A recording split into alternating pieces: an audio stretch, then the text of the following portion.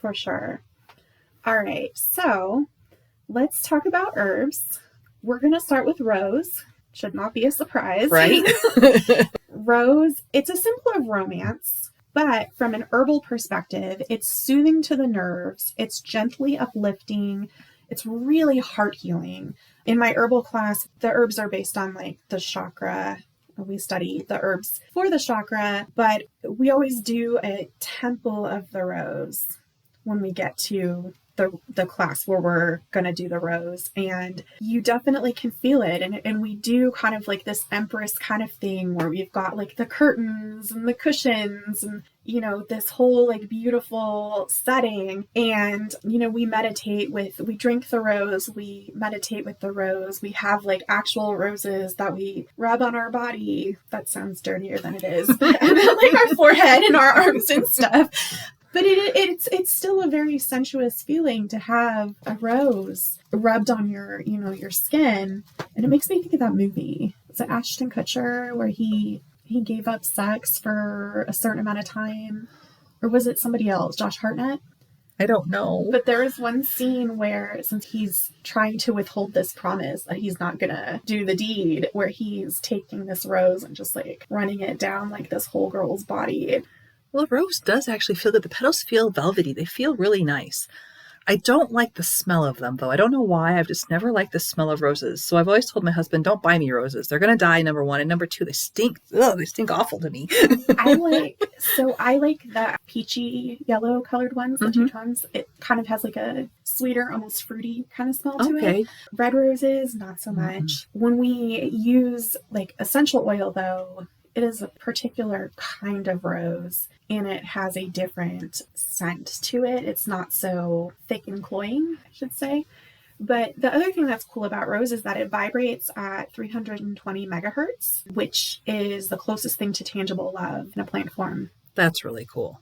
Obviously, you can drink like rose tea, but you're not going to go out and pick roses off of your rose bush or some person's yard. The roses that are used in herbal medicine are from a specific wild rose. Oh, okay. But you can make candied rose petals to put on desserts. You can drink it tea, rose syrups. You can put it in coffees. I like the flavor of rose, not as much as violet, but you can drink, eat, taste rose, and it's got a nice flavor. Next up, we have motherwort, which literally is the mother herb. It'll calm anxiety, support your heart physically and emotionally, and help with hormonal balance. Ooh, that's something we need to have more of around here, don't we? It's kind of like a hug in plant form. Oh, I love that. It's one of my favorites. I work with it a lot in a tincture or a infusion. It is a bitter herb, though. It is not the most bitter herb. Vervain is pretty bad, but motherwort is a bitter herb. Bitter herbs are really good for you. They help move bile. They help with the digestive system. But motherwort also helps with a lot of female things. It's a great ally for when you're on your cycle, going through menopause, and female hormonal issues. The benefits of it definitely outweigh the taste. If you struggle with bitter herbs, I would suggest doing it in a tincture. You can put it in, 1/3 of the jar with dried motherwort and the rest of the way with vodka or brandy.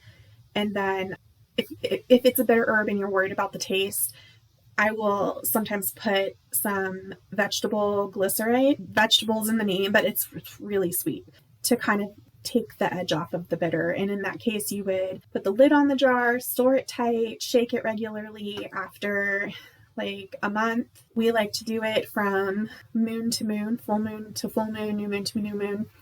Strain it, and then there's your tincture. Or you could just, go buy it at Sprouts or something. The next one is red raspberry leaf, which is a tonic. It's toning herb for the womb. It's symbolic of feminine body strength and grace, and it's very nourishing and sacred. Awesome. So next up is one of my ultimate favorites, if you couldn't tell. It's lavender. Universally, it's soothing. It calms you down. It smells amazing, if you ask me. And I also put it in tinctures. It tastes pretty good. And I've made frosting with it, and everyone loves it. It is so good. She does it with like chocolate cake with lavender frosting, and it'll make you cry how good it is.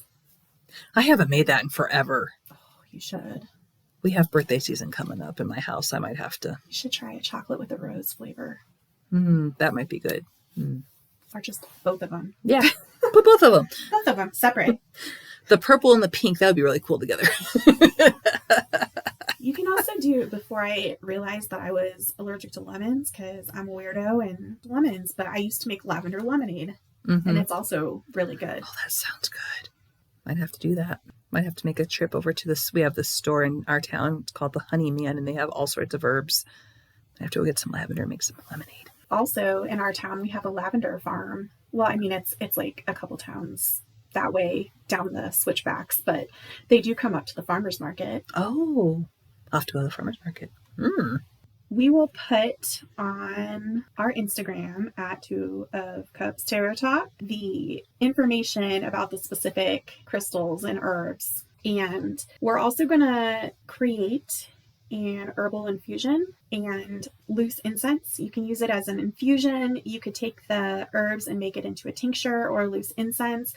We're going to talk you through it, but we'll put the instructions up on our blog, 2 of Cups Tarot Talk at blogger.com. When you're working on channeling your inner Empress, combine equal parts of dried rose petals, raspberry leaf, and lavender. Optionally, you can add in dried strawberries for sweetness, hibiscus for a tangy, heart-opening twist. And then once you mix intuitively, or you could just do like a tablespoon of each and then mix it all together. And then when you want to imbibe it, as an infusion, if you steep a tablespoon in 8 to 10 ounces of hot water, cover for 10 to 15 minutes and drink it as a tea, or let it sit for like 8 hours to make more of an infusion. If you're doing a tincture, you would just fill a mason jar, a small one, because these jars produce quite a lot of medicine. Yep. But fill the jar a third of the way with your mixture. Fill the rest with vodka or brandy. In this particular tincture, I'm going to recommend brandy because it goes better with florals. But, same thing as above. You fill the bottle, seal it off, shake it. And then after a month or moon to moon, you strain it and put it in your tincture bottles. Drink it during a new moon, during your rituals, drink it during creative writing sessions. I love tinctures, honestly. I've got quite a few I use for meditation, for falling asleep, for when I'm doing a tarot reading, because it helps connect me with spirit more. Like, I love tinctures. Yeah, they're my favorite thing. I've got like a whole cabinet full of full of tinctures I've made. I let the experts make them because I am just not an herbal girl, but I'm more of a hedge witch, so. You can also use vinegar if you're opposed to alcohol, or you can do, as long as it's not like a root, you can do a glycerin where it's all in glycerin and it becomes a glycerite if you don't feel comfortable with alcohol. However, in the case of a tincture, the alcohol that you're imbibing is such a small amount, and it's medicine in this case. It's not like you're drinking, but if you're absolutely opposed to it, allergic to it, however, you can use vinegar, you can use glycerite, make the whole thing out of glycerite and spring water, and it just doesn't last as long when you do that. Let's see. Should we talk about our Empress Day that we're going to be doing next week? Yeah, sure. So we're going to have an Empress Day, and we're going to go to this farm that we have in our town, and they're going to have a sunflower festival.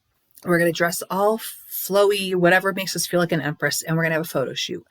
And we're going to put those photos on our Instagram, so if you want to check them out, so you get inspired to have your own Empress Day, that'd be awesome. If you are looking to do something more empressy, if you don't have a sunflower festival or a flower festival to go to, you can also just, have a picnic, indoor or outdoor. Bring out your velvet and your cushions and your blankets and pack something luxurious, champagne and strawberries, and pamper.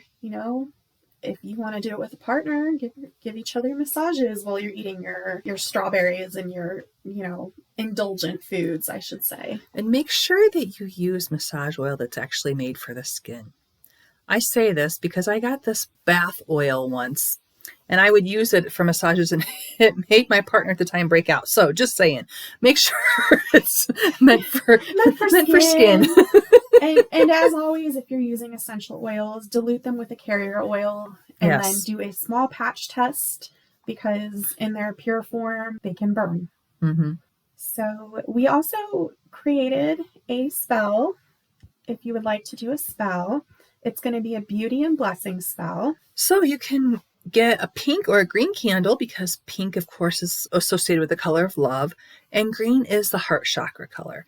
So grab one of those, whichever one you prefer. Anoint it with rose, jasmine, or lavender oil, again, whichever you prefer, and sit with your Empress tea if you made that as part of the earlier talk that we had. And then place a rose quartz over your heart or your womb, whatever you feel called to do. And you can say these words or just make up your own because it'll have more power if it's your own words. But the words that we're going to suggest are, I bless my body, I bless my space. With love and joy, I claim my grace. Through earth and star and womb and art, I call my power from my heart. Ooh, then I just got chills. Yeah, me too. Then you let your candle burn safely while you rest, create, or connect to nature. And it's perfect for when you also need to reconnect to your own inner abundance or tap into creativity. And you can definitely do this during a new moon when you're setting intentions for creativity and growth. This could be like when you're preparing for a new project or relationship. Like on the new moon, what I usually do is I'll light a candle or incense or both, actually, and I'll sit down with a journal and I'll just write down everything that I want to bring into my life, and I write it as if I've already have it. So that is telling the universe, God, spirit, whatever you resonate with, goddess, whatever you resonate with, that you want more of money or love or whatever you need or want in your life. And if you talk like you already have it, there is no way that you can't get it. That's what they say. And it works. I've done it. I've manifested my husband. I've manifested my children. I've manifested the life that I have. So it works. Me too.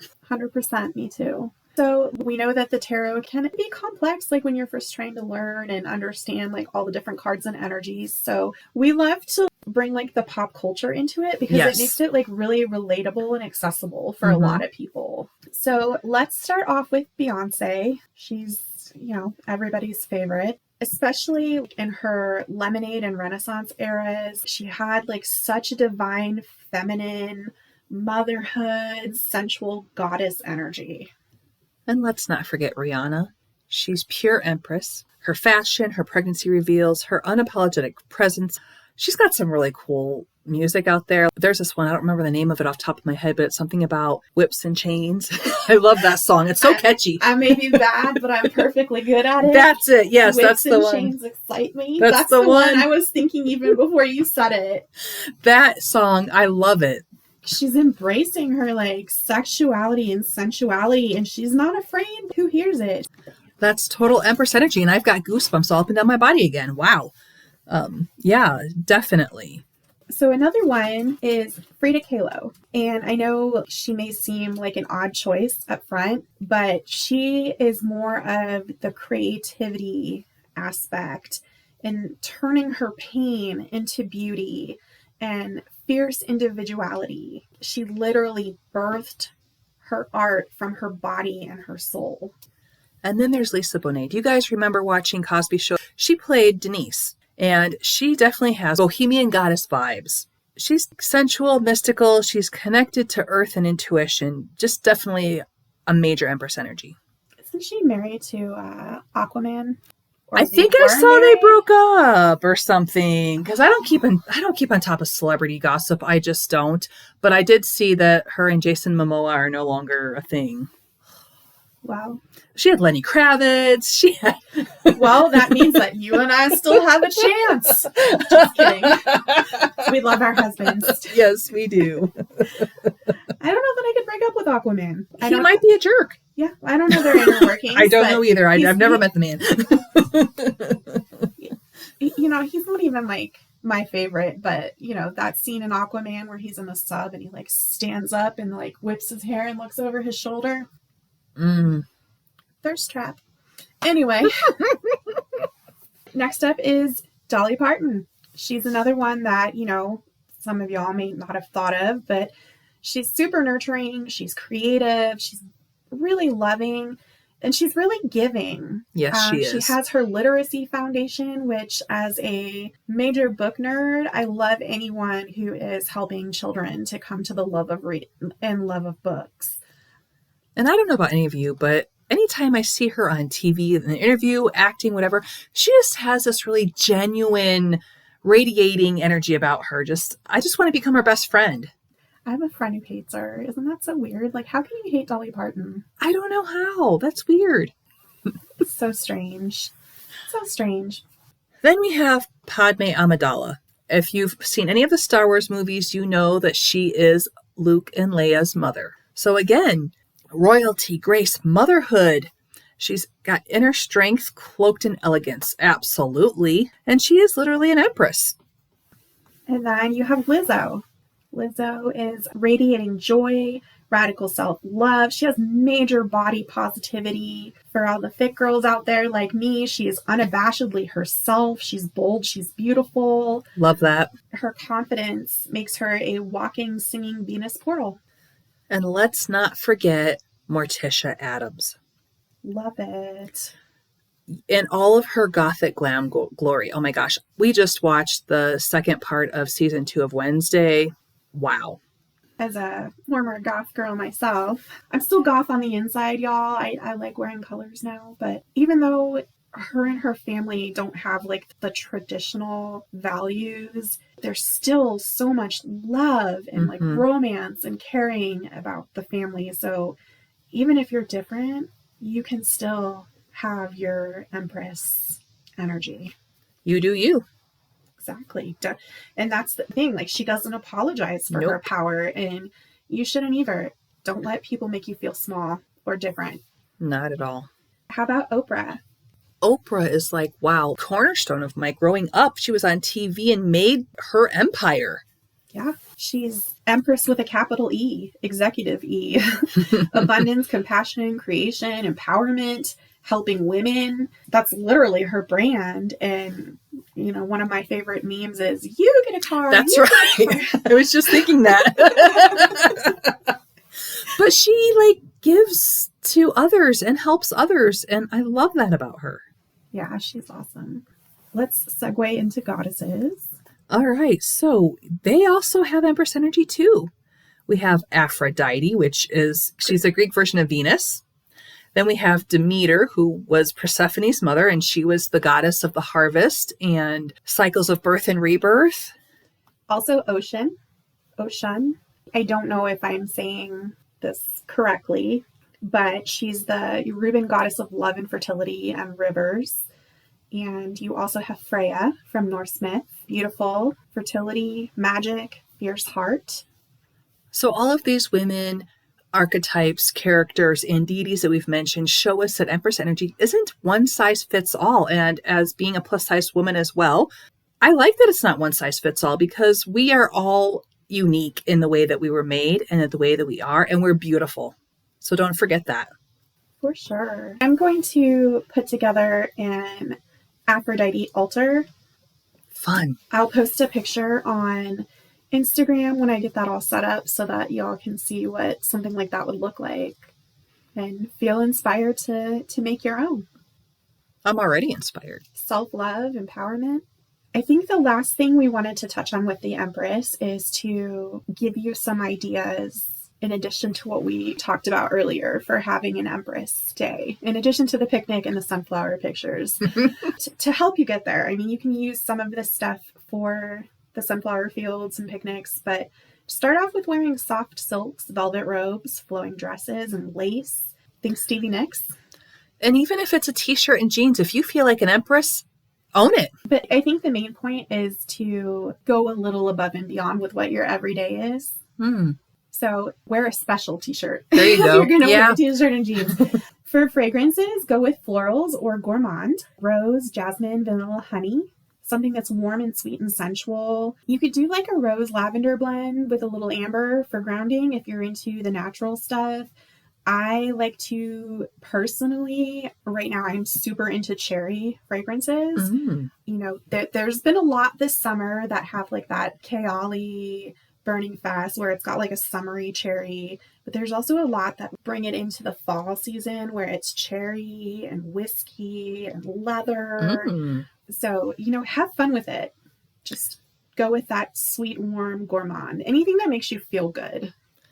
And in the spirit of pampering yourself, why not have an Empress bath? Fill up a tub, put rose petals in it, put some milk or oat milk in it, some honey, some lavender, even some essential oils like rose or neroli, and then light candles and then soak and enjoy. Put on some relaxing music and just put the out of the office sign on the door so nobody bothers you. If you got kiddos at home, maybe ask your husband to like keep an eye on them for a little bit so that you can have some me time. For a meal, go indulgent. Seasonal fruits, chocolate, goat cheese with herbs, crusted bread, figs, herbal wines, mocktails with hibiscus or rose. And don't do the things that, you know, we tend to do, which is inhale our food so that we can eat really fast or eat it while you're watching TV or playing on your phone. When you're channeling the Empress, you're going to want to like eat slowly, be in the moment, taste the food, feel like experience that pleasure. And then go create something. Paint, write, bake, make a podcast, dance, garden, whatever it is that you do that's creative, do it and express beauty, however you define it. For sure.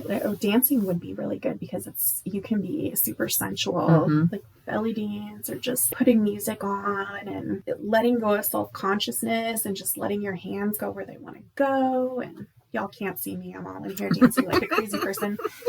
But that's a good one. Lately, for me, I've been doing crochet again. It's very meditative. Oh, it is. For sure. Before we close up, one of the things we wanted to do is once a month kind of talk about and go back to our tarot reading for the year. And since we just wrapped up August, what did August look like for you? Did it match up with your card? Well, so the card that I got for August was the Sun. It really set the bar high for me, let me say.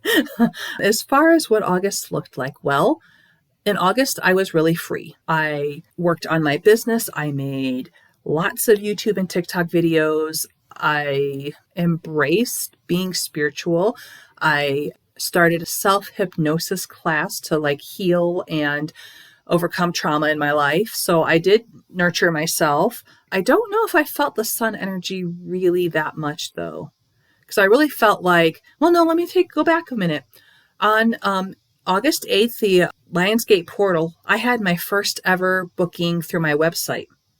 Oh, that's exciting. So I got to give a reading on that day to this really wonderful person. And it was an amazing experience and it was wonderful.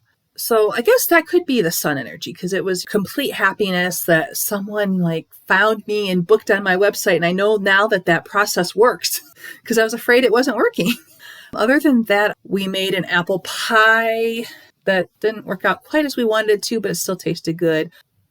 So for me, for August, I had the upright Four of Pentacles.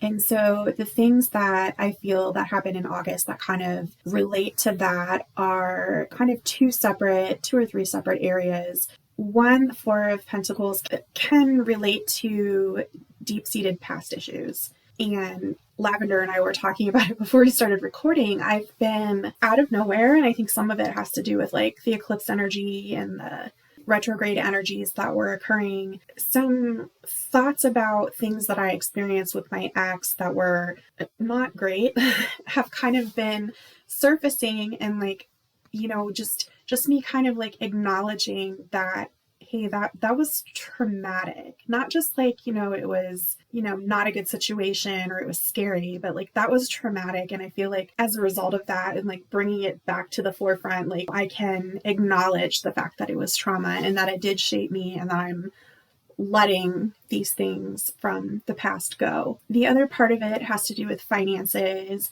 and it could be related to like saving for big purchases, retirement. It could also be like penny pinching. And I've been on a long project, but we're really tightening down on the spending. I've been packing my lunches, not, you know, ordering out. And we're just trying to pay off a lot of our debt so that we can get to a place where things are easier. And then lastly, it can also be like keeping to yourself. And I was a little bit of a hermit again in August, listening to a lot of podcasts, even not so much as reading, rewatching some of my comfort shows. My husband and I have been rewatching Brooklyn Nine-Nine, which I do have a blog post to go up relating the Brooklyn Nine-Nine characters to which tarot card they would be.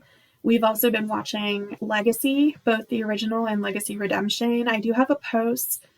I can't remember if I put that one up yet or not, but I do have a post on those characters.